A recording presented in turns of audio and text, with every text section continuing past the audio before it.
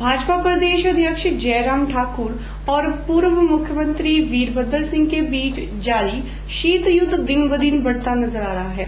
एक और जहां पूर्व मुख्यमंत्री भाजपा प्रदेश अध्यक्ष पर निशाना साध रहे हैं, वहीं दूसरी ओर भाजपा प्रदेश अध्यक्ष भी शब्दों की इस जंग में कोई कसर नहीं छोड़ रहे। भारतीय जनता पार्टी द्वारा मंडी के ग्रामीण क्षेत्र कुम्मी में आयोजित एक चुनावी जनसभा के दौरान जयराम ठाकुर ने एक तीर से दो निशाने साधने की कोशिश की। उन्होंने पूर्व मुख्यमंत्री व मंडी संसदीय सीट से कांग्रेस प्रत्याशी वीरभद्र सिंह के साथ साथ कांग्रेस प्रदेश अध्यक्ष पर भी हमले बोले। इस चुनावी जनसभा को संबोधित करते हुए भाजपा प्रदेश अध्यक्ष जयराम ठाकुर ने कहा कि उन्होंने कभी भी वीरभद्र सिंह को बूढ़ा नहीं कहा, जबकि उनकी ही पार्टी के प्रदेश अध्यक्ष वीरभद्र सिंह को बूढ़ा होने का एहसास दिलाते नजर आते हैं। हमने कभी भी उन शब्द का इस्तेमाल नहीं किया जिस शब्द का इस्तेमाल उन्होंने खुद किया मेरे चुनाव क्षेत्र में जाकर के। जयराम बोलते हैं उसको बूढ़ा बोलता है, मैं कब बूढ़ा तो कभी नहीं कहा। और बूढ़े को तो हम इज्जत करते हैं, सम्मान करते हैं। वीरभद्र सिंह जी, इस शब्द का इशारा आपके ही पार्टी के अध्यक्ष ने किया जब वो पार्टी के अध्यक्ष बने। उन्होंने सबसे पहली प्रेस कॉन्फ्रेंस मंडी में जब की कि जो 72 साल की उम्र जिन लोगों की हो गई है पार्टी के अंदर, उनको पार्टी का काम जो है अब जो है राजनीति से संन्यास ले लेना चाहिए।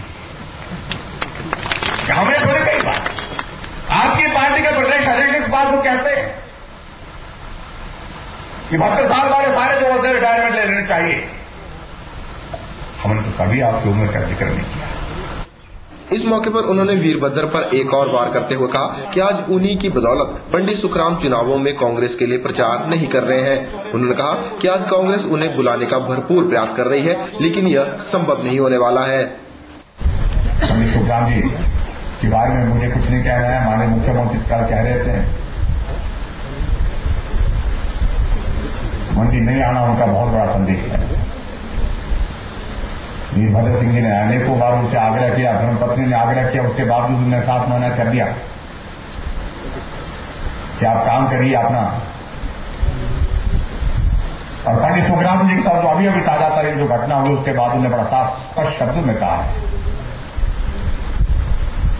कि मेरा जीवन का लक्ष्य था कि हिमाचल जैसा प्रदेश जो है पिछड़ा प्रदेश आगे बढ़े। मैंने हिमाचल जैसे पिछड़े प्रदेश में संचार क्रांति लाने की कोशिश की, लेकिन मेरे कांग्रेस के कुछ मित्रों को रास नहीं आया। मेरा बढ़ता हुआ कर मेरे खिलाफ षड्यंत्र किया गया, साजिश की गई और उस साजिश के तहत मैं आज में भुगत रहा हूं। जब उनसे पूछा गया कि षड्यंत्र करने वाले, साजिश करने वाले कौन लोग हैं, उन्होंने बड़ा साफ कहा कि बताने की आवश्यकता नहीं, हिमाचल प्रदेश का बच्चा जानता है। इस मौके पर विकास के मुद्दे पर बोलते हुए जयराम ठाकुर ने कहा कि भाजपा ने सत्तासीन होते ही पहले दिन से ही काम करना शुरू कर दिया है और आज भाजपा द्वारा किया गया विकास जनता के सामने है। ब्यूरो रिपोर्ट के चैनल मंडी। भाजपा बेरोजगारी, आतंकवाद, महंगाई और काले धन के सबसे बड़े मुद्दे को लेकर जनता के बीच जा रही है। ये बात पूर्व केंद्रीय मंत्री एवं भाजपा के राष्ट्रीय प्रवक्ता शंकर प्रसाद ने धर्मशाला में आयोजित एक पत्रकार वार्ता के दौरान कही। इस मौके पर शंकर सिंह ने भाजपा की जीत का दावा भी किया है। धर्मशाला में आयोजित एक पत्रकार वार्ता को संबोधित करते हुए पूर्व केंद्रीय मंत्री एवं भाजपा के राष्ट्रीय प्रवक्ता रविशंकर प्रसाद ने बेरोजगारी, महंगाई, काला धन और आतंकवाद को सबसे बड़े चुनावी मुद्दे करार देते हुए कहा कि इन सभी ज्वलंत मुद्दों पर भाजपा चुनाव लड़ रही है। उन्होंने कहा कि आज यूपीए सरकार और कांग्रेस इन सब बातों पर जवाब देने में लाचार हो चुकी है। उन्होंने कहा कि यूपीए सरकार के प्रधानमंत्री डॉक्टर मनमोहन सिंह राजनीतिज्ञ के बजाय अर्थशास्त्री के तौर पर जाने जाते हैं, लेकिन बावजूद इसके भी वे देश में महंगाई कम करने में नाकाम साबित हुए हैं। एक अर्थशास्त्री प्रधानमंत्री महंगाई को क्यों नहीं रोक पा रहे? आपको मालूम है कि मनमोहन सिंह कोई बड़े पॉलिटिकल लीडर नहीं है, लेकिन उनके बारे में कहा गया he is a good economist. तो अगर वाजपेयी जी की सरकार 5 साल कीमतें स्थिर रख सकती है, तो एक अर्थशास्त्री प्रधानमंत्री कीमतों को स्थिर क्यों नहीं रख सकता? और महंगाई तभी क्यों बढ़ती है जब कांग्रेस पार्टी केंद्र में सत्ता में आती है? इस सवाल का कोई उत्तर नहीं है उनके पास। श्रम मंत्रालय की सर्वे रिपोर्ट का हवाला देते हुए उन्होंने कहा कि आर्थिक मंदी के चलते पिछले साल अक्टूबर से दिसंबर के बीच 8 संगठित क्षेत्रों में 5 लाख लोगों का रोजगार छीना गया और असंगठित क्षेत्रों में भी ये आंकड़ा 1 करोड़ से भी ऊपर है। उन्होंने कहा कि कांग्रेस पार्टी ने कहा था कि कांग्रेस पार्टी का हाथ आम आदमी के साथ, लेकिन कांग्रेस का यह हाथ आम आदमी की जेब में रहा है। उन्होंने कहा कि आज कांग्रेस मुद्दों से भाग रही है और मुद्दों पर बात करने से कतरा रही है। निपजित निप्पी के चैनल धर्मशाला। सिट्टू से जुड़े लोग कम्युनिस्ट प्रत्याशी डॉक्टर ओंकार शाद के साथ चुनावी मैदान में उनका समर्थन कर रहे हैं। ये बात सिट्टू के प्रदेश महासचिव कश्मीर सिंह ठाकुर ने मंडी में आयोजित एक पत्रकार वार्ता के दौरान कही। शनिवार को मंडी में सीटू की राज्य समिति द्वारा एक पत्रकार वार्ता का आयोजन किया गया। पत्रकारों से बात करते हुए सीटू के प्रदेश महासचिव कश्मीर सिंह ठाकुर ने कहा कि सीटू से जुड़े लोग भी कम्युनिस्ट प्रत्याशी डॉक्टर ओंकार शाद के साथ चुनावी मैदान में उनका समर्थन कर रहे हैं। इस मौके पर कश्मीर सिंह ठाकुर ने कांग्रेस और भाजपा को सगी बहनें करार देते हुए कहा कि आज दोनों ही राजनीतिक पार्टियों की एक समान नीतियां हैं, जिनका आम आदमी को कोई लाभ नहीं मिल पा रहा है। इस चुनाव में भाजपा कांग्रेस का विरोध करते हुए मंडी संसदीय सीट से डॉक्टर ओंकार शाद को मदद की जाएगी और हम सारे सीएचयू के कार्यकर्ताओं से, सदस्यों से और जो हमारे साथ सहानुभूति रखते हैं उनसे ये आग्रह करेंगे कि उनको वोट करें। इसके पीछे मकसद यही है कि भाजपा कांग्रेस की नीतियां एक जैसी हैं और दोनों सगी बहनें ही हैं एक तरह से, और रोजगार खत्म कर दिए, सरकारी नौकरियों पर प्रतिबंध लगा दिया, खाली पोस्टें जो हैं वो सारी स्वीकृत पद खत्म कर दिए सारे, और पार्ट टाइम ठेके के आधार पर नौकरियां शुरू कर दिया। ये सारा काम शुरू कर दिया।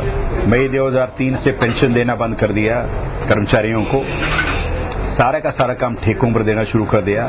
महंगाई बढ़ गया कांग्रेस और भाजपा के राज में, इसको लेकर इनका कोई नीति नहीं है। वहीं मुद्दों पर बात करते हुए उन्होंने कहा कि आज भाजपा विदेशों में जमा काले धन को वापस लाने की बात कर रही है, जबकि आज देश में ही करोड़ों के हिसाब से काला धन जमा है, जिसे आगे लाने की बात नहीं हो रही है।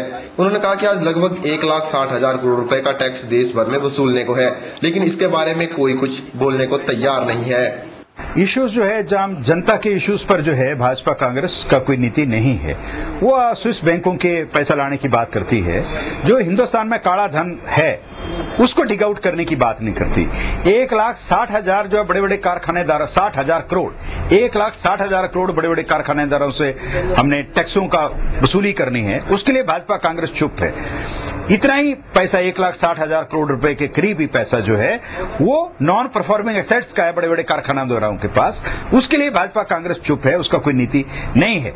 और ठेके पर जो जब कांग्रेस आती है तो ठेकेदार कांग्रेस का होता है, भाजपा आती है तो ठेकेदार बीजेपी का होता है। यही जो है सरकारी धन को लूटने का सारा काम है, और इसलिए जो है हम चाहते हैं कि जनता जो है इन सारे मसलों को पहचाने, सारे मुद्दों को पहचाने और भाजपा कांग्रेस के खिलाफ मत देकर जो है इनको आराम करने का मौका दें अब, और इनका संसद में कोई काम नहीं है।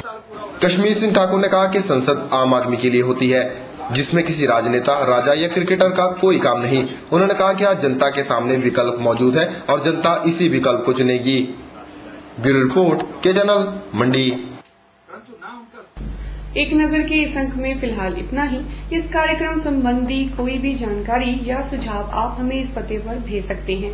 हमारा पता है कवि कम्युनिकेशंस 173/3 पैलेस कॉलोनी मंडी, हिमाचल प्रदेश। नमस्कार।